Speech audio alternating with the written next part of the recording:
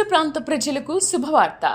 ప్రార్థనా శక్తి తైలాభిషేక ఆరాధన ప్రతి నెల మొదటి బుధవారం. సమయం ఉదయం 10 గంటల నుండి. NK highway grounds, Autonagar, Gudem highway bypass road, Tadepalligudem. ప్రార్థనా శక్తి తైలాభిషేక ఆరాధన ప్రతి నెల మొదటి గురువారం.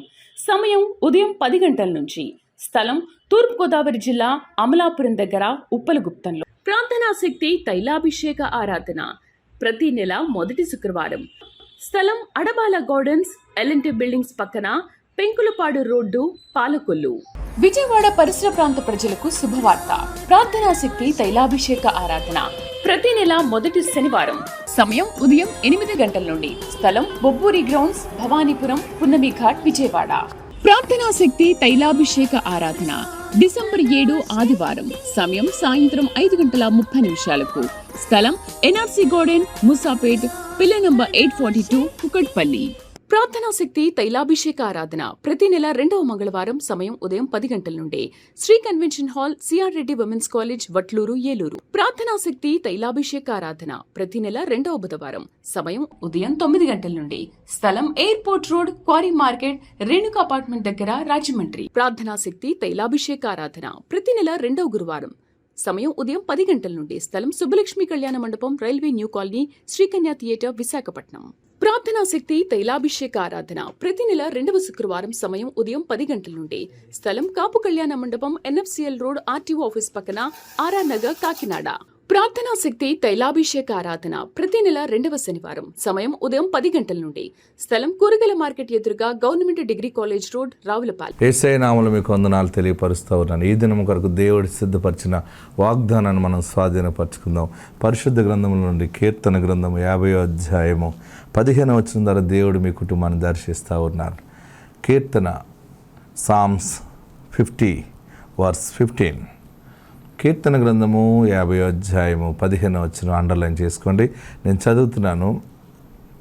ఆపత్కాలమున నీవు నన్ను గూర్చి మొర్రపెట్టుము, నేను నిన్ను విడిపించెదను, నీవు నన్ను మహిమపరచెదవు. ఇందులో 2వ మాట, నేను నిన్ను విడిపించెదను. పరలోకం నుండి శాంక్షన్ అయినటువంటి మాట, నేను నిన్ను విడిపించెదను. అమ్మ బాబోయ్, ఇన్ని కష్టాల్లోంచి ఎవరు విడిపిస్తారు నన్ను?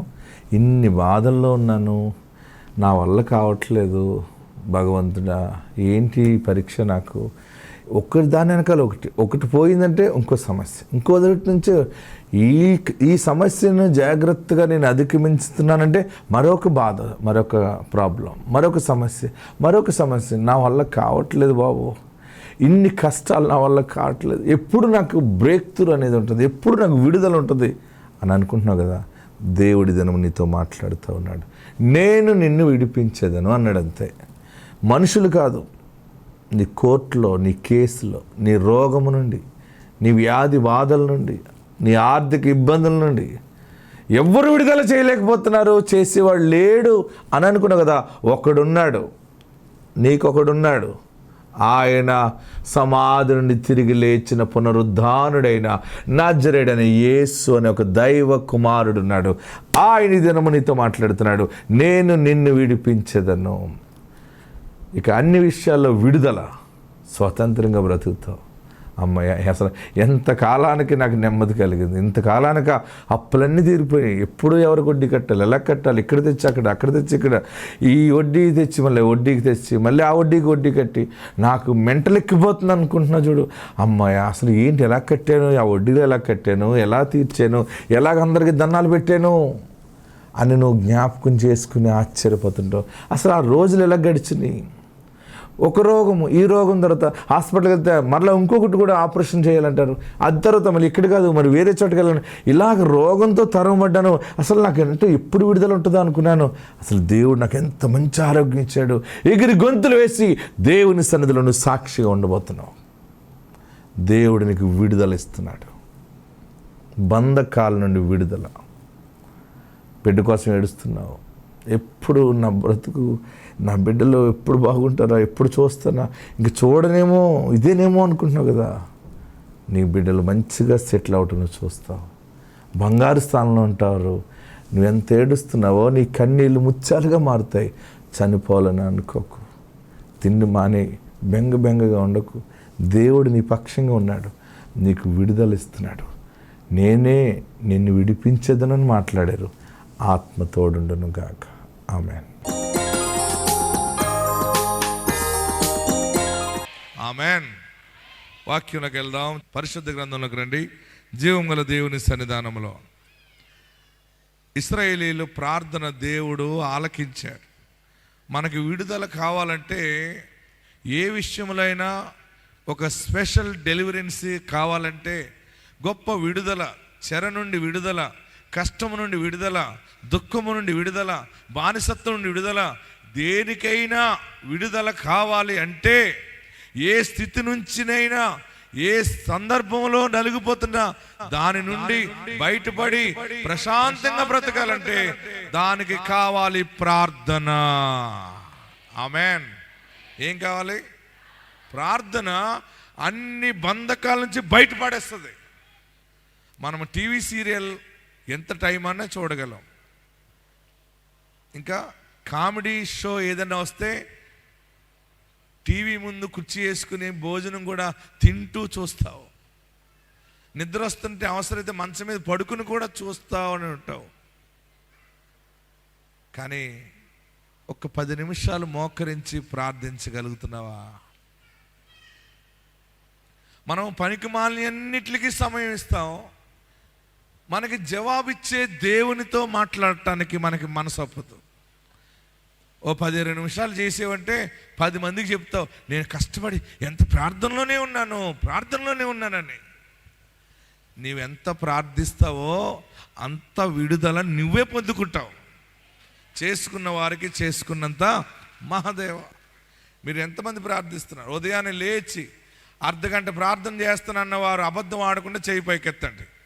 30 నిమిషాలు మినిమం చేస్తున్నారా? ఇంకా 20 నిమిషాలు చేస్తున్నానన్న వారు ఎంతమంది నా చేతులు పైకెత్తండి. 20. 10 నిమిషాలన్నా చేస్తున్నానన్న వారు చేయి పైకెత్తండి. ఉదయాన్నే లేచేటప్పటికి ఎటు పనికి వెళ్ళాలి, ఎవరి పనికి పిలిచారు, ఏం కలిసి వస్తుంది, గేదె ఎన్ని పాలు ఇచ్చింది, ఎన్ని పాలు తగ్గిపోయినాయి, ఇయే తప్ప నేను వరాలిచ్చే దేవునితో మాట్లాడలేకపోతున్నానని అనుకున్నావా? నీ ప్రార్థన నీ చెర నుండి విడుదల చేస్తుంది. హల్లెలూయా చెప్పండి. ఆర్థిక దరిద్రత నుండి విడుదల రావాలన్నా ప్రార్థన కావాలి. నీ ప్రార్థన అనగా ప్రార్థన దేవునితో మాట్లాడుట. హల్లెలూయా చెప్పండి. చాలామంది ప్రార్థన ఎలా ఉంటుందంటే ఉదయాన్నే లేచి దేవా వందనాలు అని ఇలా జుట్టు మొదలెట్టుతుంది, ఇలాగా లైన్ దూకోవటం. ఫస్ట్ ఎక్కడికి వెళ్తాం మనం? లేచిన వెంటనే మన అందాన్ని చెప్పే ఆమె దగ్గరికి వెళ్తాం. ఏంటది? అద్దం దగ్గరికి వెళ్ళకుండా ఇటు వెళ్ళవు.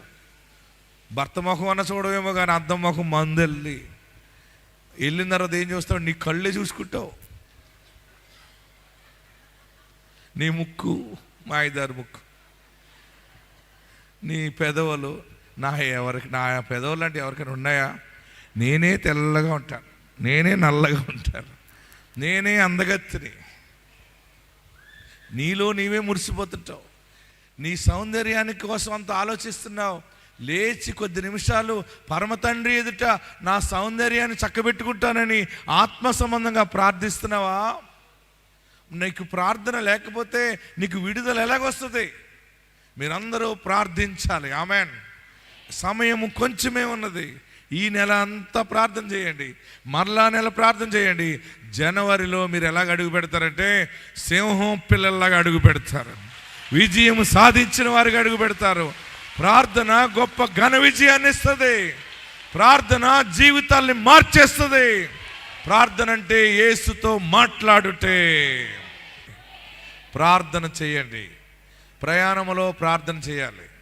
మీరందరూ సెల్ ఫోన్లు పట్టుకుని ఈ లోక సంబంధమైన పనికి రానివన్నీ చూస్తూ ఉంటున్నాం. మనం అలా చూస్తూ ఉంటే తెలియకుండా అలాగనే వింటూ ఉంటావు. సెల్ ఫోన్ చూడటం తగ్గించండి. మీ పిల్లలకి సెల్ ఫోన్ చూడటం తక్కువ చేయాలని చెప్పాలి. సమాజము నాశనం అయిపోతూ ఉంది. పిల్లలకి మీరు నేర్పాలి, ప్రార్థన నేర్పాలి. తల్లిదండ్రులుగా ఉన్న మీరు ప్రార్థన నేర్చుకోవాలి. వాళ్ళు ఏం బట్టలు కొనుక్కున్నారు, ఏ బట్టల షాప్కి వెళ్ళారు, ఏం అంచు ఉన్నది కొన్నది, మా కాలనీలు ఈ మధ్య కొత్త వింత చీర కట్టుకొచ్చింది ఏమే అని దాని గురించే ఆలోచిస్తావు మనసంతా. నువ్వు దేనికి దాసులుగా ఉంటావు చెప్పాలి. దేవునికి దాసులుగా ఉండండి, ప్రార్థన చేయండి. ఇశ్రాయేలీయులకి కష్టం వస్తే వారు దేవుని ఎదుట ప్రార్థన చేశారు. వాక్య భాగంలోకి వెళ్దాం. నిర్గమాకాండము 2వ అధ్యాయము 23వ వచనం చదివి సహాయం చేసుకోండి. బైబిల్ ఉన్నవారందరూ తెరవండి, వాక్యంలోకి వెళ్తున్నాం. Exodus chapter 2 verse 23. అలాగున అనేక దినములు జరిగిన మీదట ఐగుప్తు రాజు చూడండి, ఐగుప్తు రాజు చనిపోయెను. ఇశ్రాయేలీయులు తాము చేయుచున్న వెట్టి పనులను బట్టి నిట్టూర్పులు విడుచుచు మొరపెట్టుచుండగా తమ వెట్టి పనులను బట్టి వారు పెట్టిన మొర దేవుని యొద్దకు చేరెను. కాగా దేవుడు చూడండి వారి మూలుగును విని అబ్రహాము ఇస్సాకు యాకోబులతో తాను చేసిన నిబంధనను జ్ఞాపకము చేసుకొనెను. హల్లెలూయా. గట్టిగా హల్లెలూయా చెప్పండి, ఇంకా గట్టిగా హల్లెలూయా చెప్పండి. ఇశ్రాయేలీయులు వెట్టి పనులను బట్టి నిట్టూర్పులు విడుచుచు మొర్రపెట్టుచుండగా తమ వెట్టి పనులను బట్టి వారు పెట్టిన మొర దేవుని యొద్దకు చేరెను. కాగా దేవుడు వారి మూలుగును విని వారికి ఇచ్చిన వాగ్దానమును జ్ఞాపకం చేసుకున్నాడు. ఈరోజు పరిశుద్ధాత్మ దేవుడు మనతో మాట్లాడుతున్నది ఏంటంటే, నువ్వు ఏడుస్తున్నావు కదా, నీ నిట్టూర్పు, నీ మూలుగు, నీ వేదన, నీ ప్రార్థన దేవుడు ఆలకించెను. నీ ప్రార్థన దేవుని దగ్గరికి చేరింది. సేవకుడు దేవుడు నా నుండి మీకు ప్రకటిస్తూ ఉన్నాడు, మీ ప్రార్థన దేవుని దగ్గరికి చేరింది. భయపడకండి, మన ప్రార్థన దేవుని సముఖానికి చేరాలి. చాలామంది ప్రార్థన ఇల్లు దాటి వెళ్ళదు, చాలామంది ప్రార్థన పైకప్పు దాటి వెళ్ళదు. మన ప్రార్థన ఎక్కడికి వెళ్ళాలి? పైకప్పు దాటి మహాకాశాలు దాటి పరమందున్న దేవుని సముఖానికి వెళ్ళాలి.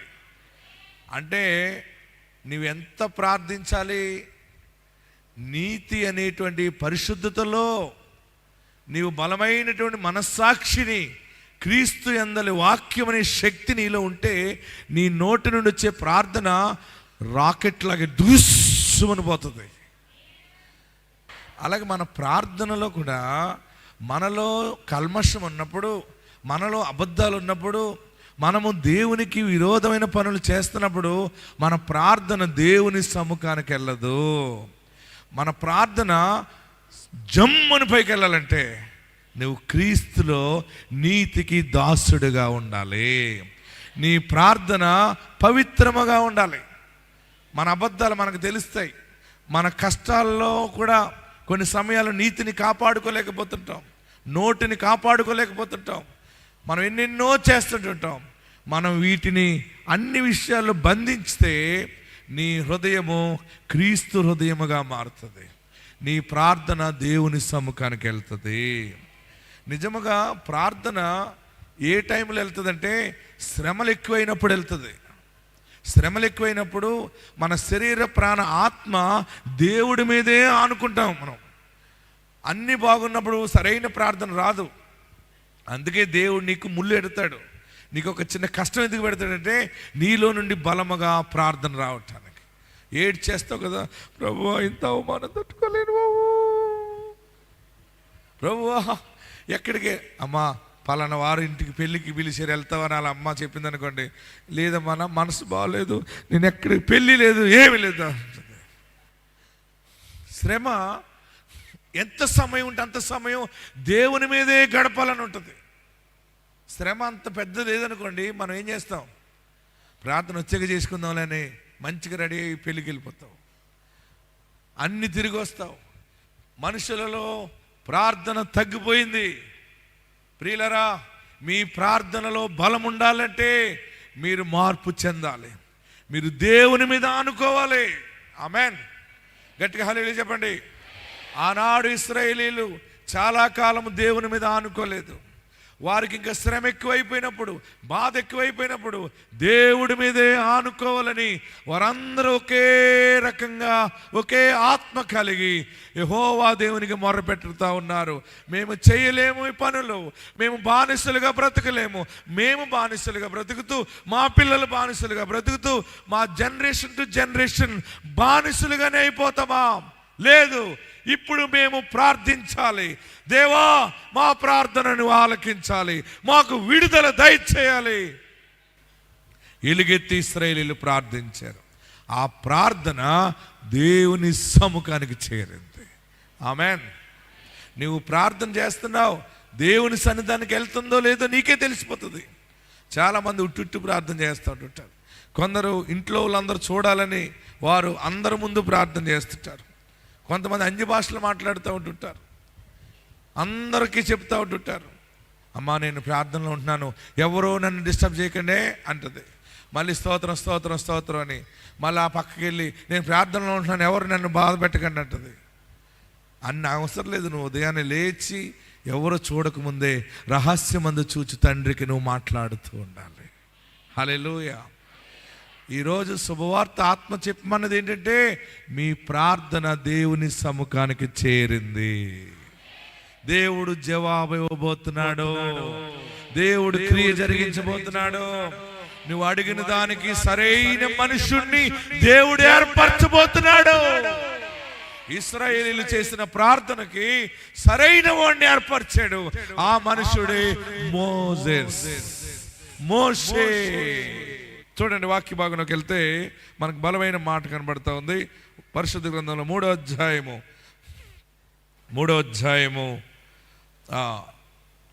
7వ వచనం చదవండి. మరియు యెహోవా ఇట్లా నేను నా ప్రజల బాధను నిశ్చయంగా చూచి తిని. చూడండి, మోషేని ఈయనేమో ఎక్కడికో వెళ్ళిపోయి లవ్ చేసేసాడు, ఎక్కడికో పారిపోయాడు. మోషే పారిపోయిన వాడిని పట్టుకున్నాడు. ఇతను ఎవరు? దేవుడు పట్టుకొని ఆయన గొర్రెలు మేపుతున్నాడు. పారిపోయినట్టు ఉండగా మోషే పెళ్లి చేసుకున్నాడు. వాళ్ళ ఇంటికాడ అత్తోరింటికాడ ఉన్నాడు. కొండ మీదకి ఈ గొర్రెలను తోలుకుని వెళ్ళాడు. అక్కడ దేవుడు మాట్లాడుతున్నాడు, ఓయ్ మోషే, ఇశ్రాయేలీయుల మొర నేను విని ఉన్నాను. పనులలో తమ్మును కష్టపెట్టు వారిని బట్టి వారు పెట్టిన మొరను వింటిని వారి దుఃఖములు నాకు తెలిసే.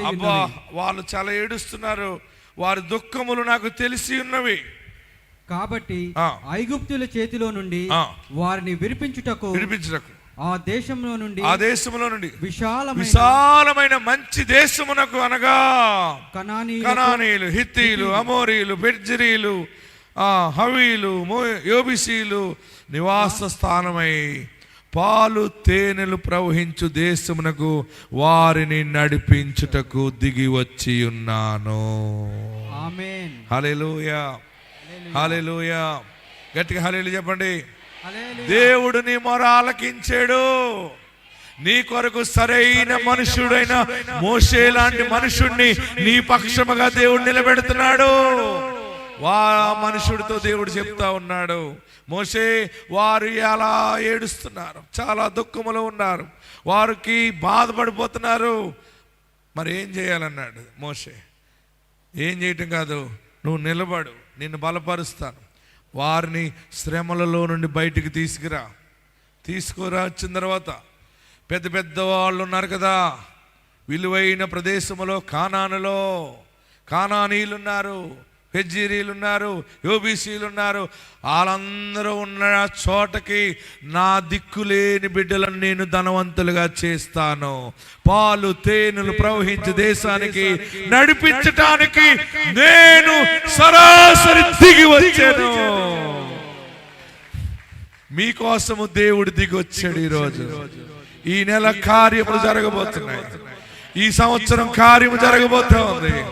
నీ కొరకు దేవుడు ఒక మనిషిని ఏర్పరిచాడు. మోషేకి అంటున్నాడు, నా మనుషులు వారిని శ్రమ పెట్టారు, వారికి జ్ఞానము లేక వారిని కొన్ని కష్టాలకు పెట్టాను, కానీ వారికి నేను పాలు తేనెలు ప్రవహించు దేశమునకు నడిపించటానికి నేను దిగి వచ్చాను అన్నాడు. నువ్వు ఈ వాక్యం వింటే నువ్వు ఆత్మయందు విశ్వాసములో బలంగా ఉంటావు. దేవుడు పంపడం కాదు, నిన్ను పాలు తేనెలు ప్రవహించే దేశములోకి నడిపించడానికి సాక్షాత్తు పరమదేవుడు దిగి వచ్చి ఉన్నాడు. ఆమేన్, ఆమేన్. నీ బిడ్డలను, నీ కుటుంబాన్ని పాలు తేనెలు ప్రవహించు దేశంలోనికి దేవుడు నడిపించబోతా ఉన్నాడు. ఉన్నతమైన ఉద్యోగానికి నడిపించబోతా ఉన్నాడు, ఉన్నతమైన వ్యాపారానికి నడిపించబోతున్నాడు.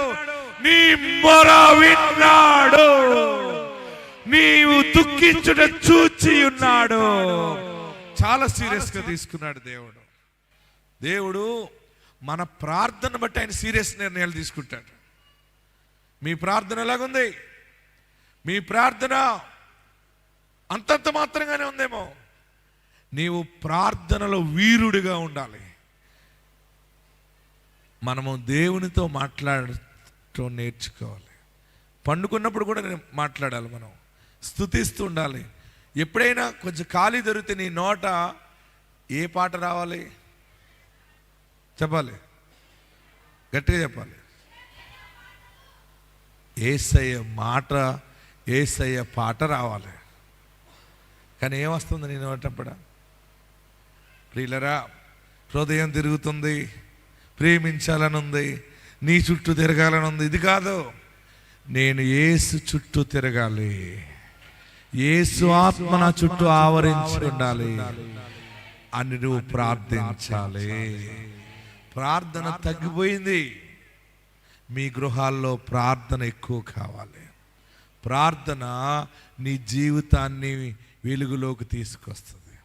నీ బిడ్డలను పాలు తేనెలు ప్రవహించు దేశానికి నడిపిస్తుంది.